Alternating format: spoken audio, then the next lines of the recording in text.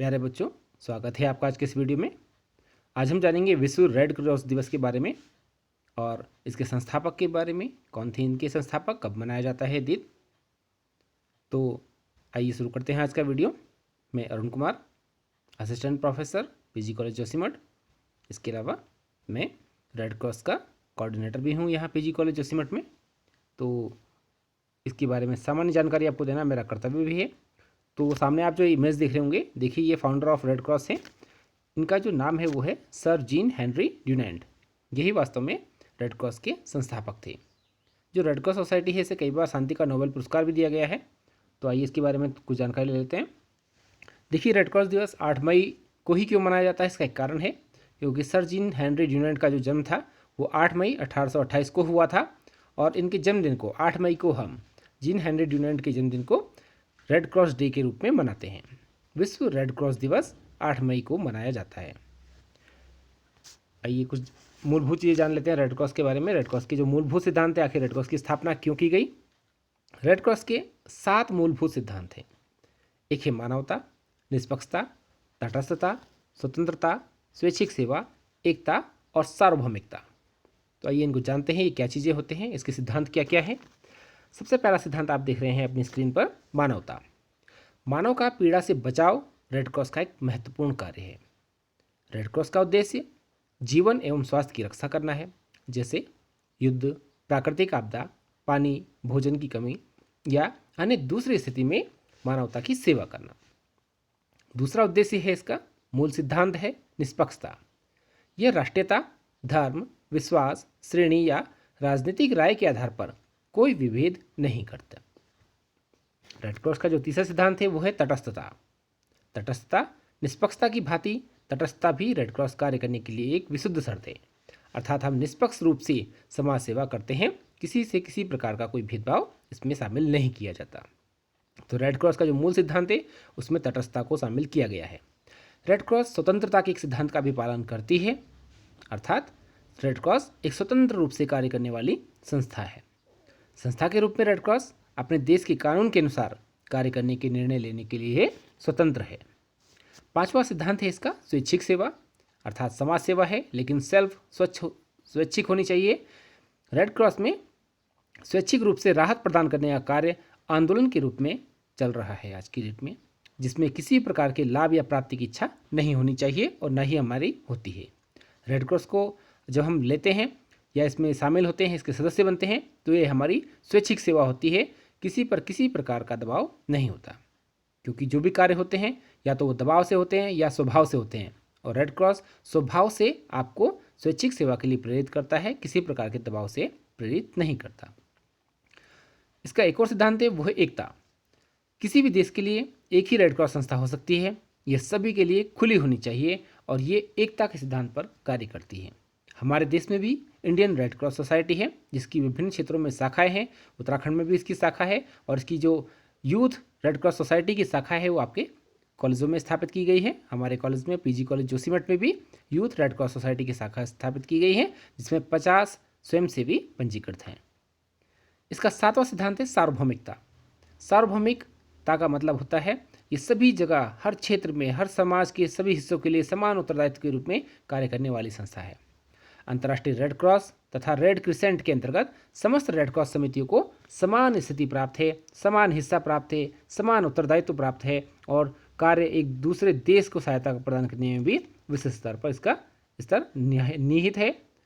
इसके अलावा कुछ और चीज़ जान लेते हैं कि आखिर यह जो रेड क्रॉस आंदोलन है, इस मिशन का वक्तव्य क्या है, आखिर क्यों चलाया जा रहा है ये रेड क्रॉस, ये जानना हमारे लिए अति आवश्यक है। रेड क्रॉस में शामिल क्यों हुए हैं हम लोग, या क्यों हम इसमें शामिल होना चाहते हैं, या क्यों हम इसमें अन्य व्यक्तियों को शामिल करेंगे।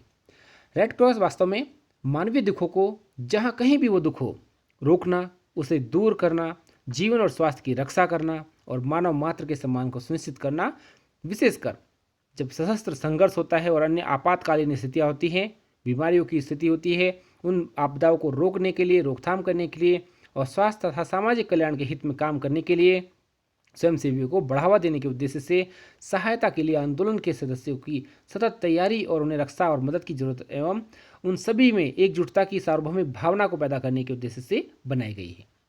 आप देख रहे हैं जैसे जैसे कोरोना का समय नज़दीक आया या आ रहा है, इसमें हमारे रेड क्रॉस की जो स्वयंसेवी है उन्होंने बहुत महत्वपूर्ण भूमिका निभाई, अपनी छवि बहुत अच्छी की इसमें सहायता दे करके लोगों को आपदा से उबारने में। या अगर आप जोशीमठ क्षेत्र की ही बारे में बात करें तो आपने देखा है कुछ समय पहले फरवरी में एक आपदा आई थी ऋणी में, तो उस आपदा के क्षेत्र में या जब समय समय पर कोई संकट होता है, विपत्ति होती है, रेड क्रॉस के जो स्वयंसेवी हैं वो समाज सेवा का कार्य करते हैं, विभिन्न क्षेत्रों में लोगों को इससे जोड़ने का प्रयास करते हैं और इसे आगे ले जाने का कार्य करते हैं। ये रेड क्रॉस प्रारंभ क्यों की गई इसके बारे में जान लेते हैं। जो इसके संस्थापक है हेनरी ड्यूनेंट, इनका एक जीवन परिचय संक्षिप्त जान लेते हैं और किस प्रकार से ये शुरू हुई, इसका इतिहास क्या है वो भी जान लीजिए। जो हेनरी ड्यूनेंट थे उनका जन्म 8 मई 1828 को जेनेवा स्विट्जरलैंड में हुआ था। जो जेनेवा है वो स्विट्जरलैंड में स्थित है, यूरोप का एक देश है। हेनरी ड्यूनेंट एक परोपकारी परिवार से थे और जेनेवा के उच्च नागरिकतावादी धार्मिक माहौल में वो पले बड़े थे। छोटी उम्र में ही उन्होंने उच्च नैतिक मूल्यों का विकास किया और गंभीरतापूर्वक खुद को धार्मिक गतिविधियों से जोड़ा। जो हेनरी ड्यूनेंट थे वे एक वित्तीय और औद्योगिक कंपनी के प्रभारी भी थे, जिससे जुड़ी अनुमतियां या जो उनको प्राप्त होता था, धन प्राप्त होता था, प्राप्त करने के लिए ड्यूनेंट फ्रांसीसी शासक नेपोलियन तृतीय से मिलने फ्रांस पहुंचे। परंतु नेपोलियन जो कि इटली का शासक हुआ करता था उस समय, उसके क्षेत्र में निर्देशन में लगी अपनी सेना को मार्गदर्शन देने में जुटे थे। यात्रा के दौरान ड्यूनेंट ने 1859 में सल्फोरिनो के युद्ध का एक समापन देखा और उसमें उन्होंने हजारों जख्मी सिपाहियों के भीषण दुख दर्द को काफ़ी नज़दीक से महसूस किया। चिकित्सा सेवाओं के अभाव में उन सैनिकों को उन्होंने दम तोड़ते हुए देखा, तड़पते हुए देखा। इससे प्रभावित होकर उन्होंने जख्मी सिपाहियों की सुरक्षा के लिए एक क्रांतिकारी आंदोलन प्रारंभ करने की बात की। तो आप समझ गए होंगे जो हेनरी ड्यूनेंट थे उन्होंने देखा कि युद्ध में बहुत जो सिपाही थे वो घायल हैं, उनकी सहायता के लिए किसी प्रकार की सहायता उपलब्ध नहीं हो रही है और ऐसी स्थिति में उनको विचार आया कि क्यों ना इन जो घायल लोग हैं, आपदा में ग्रस्त लोग हैं, इनकी सहायता की जाए और उसके लिए उन्होंने क्रांतिकारी आंदोलन छेड़ने का प्रयास प्रारंभ किया। उन्होंने अपनी यादगारों और युद्ध भूमि से जुड़े अपने गहन अनुभवों को अपनी एक पुस्तक में लिखा। जो पुस्तक उन्होंने लिखी वो है ए मेमोरी ऑफ सल्फोरिनो। यह पुस्तक युद्ध के समय मानवीय नियमों को लागू करने की आवश्यकता के प्रति अंतर्राष्ट्रीय समुदाय को सहमत करने में निर्णायक साबित हुई। 1863 में जिनेवा की कुछ प्रतिष्ठित शख्सियतों ने, जो फेमस लोग थे, उनके समर्थन के साथ उन्होंने एक पहले राजनयिक सम्मेलन का आयोजन किया, जो 1864 के पहले जिनेवा सम्मेलन का आधार बना। यहीं से अंतर्राष्ट्रीय रेड क्रॉस और रेड क्रिसेंट आंदोलन का प्रारंभ हुआ या सूत्रपात हुआ, जिसमें आज 192 देशों की राष्ट्रीय समितियां समाहित हैं या शामिल हैं। साथ ही इसे international committee of red cross, international federation of red cross और रेड क्रिसेंट सोसाइटीज भी जुड़ी हुई हैं। प्यारे बच्चों, हेनरी ड्यूनेंट की जो मृत्यु हुई वो हाइडेन स्विट्जरलैंड में हुई थी 30 अक्टूबर 1910 को।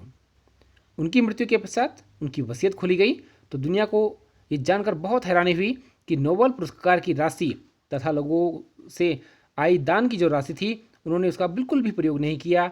उन्होंने अपनी इच्छा प्रकट की अपनी उस वसीयत में कि मेरी सारी जमा पूंजी जो है वो भलाई के कार्य करने वाली संस्थाओं में बांट दी जाए। उन्होंने लिखा कि मुझे न राज्य की कामना है, न ही स्वर्ग की, न ही पुनर्जन्म की कामना है। मेरी कामना दुखी मानवता की पीड़ा को समाप्त करना है। अर्थात जो लोग दुखी हैं, परेशान हैं, जिनके पास सहायता की जिनको सख्त आवश्यकता है, उनकी पीड़ा को दूर करना ही इनका एक सपना था। इस तरह से वे रेड क्रॉस सोसाइटी के रूप में एक बड़ी पूंजी संसार को प्रदान करके संसार से अमर हो गई। जो हेनरी ड्यूनेंट है उनका जन्मदिन 8 मई को विश्व रेड क्रॉस दिवस और रेड क्रिसेंट दिवस के रूप में मनाया जाता है। प्यारे बच्चों, एक छोटी सी जानकारी और जान लीजिए। जो रेड क्रॉस संस्था है इसको 1901 में, 1917 में, 1944 में और 1963 में 4 बार शांति का नोबेल पुरस्कार मिल चुका है। आशा है आपको रेड क्रॉस के संबंध में और हेनरी ड्यूनेंट के संबंध में ये जानकारी अच्छी लगी होगी। अगर आपको वीडियो पसंद आए तो लाइक, शेयर, सब्सक्राइब जरूर कीजिएगा। इसके अलावा मानवता की सेवा में, शांति की स्थापना करने में अपना योगदान अवश्य दीजिएगा। इससे बड़ी सेवा कुछ नहीं है। मानवता की सेवा यही सबसे बड़ी समाज सेवा है। आज के लिए इतना ही। धन्यवाद।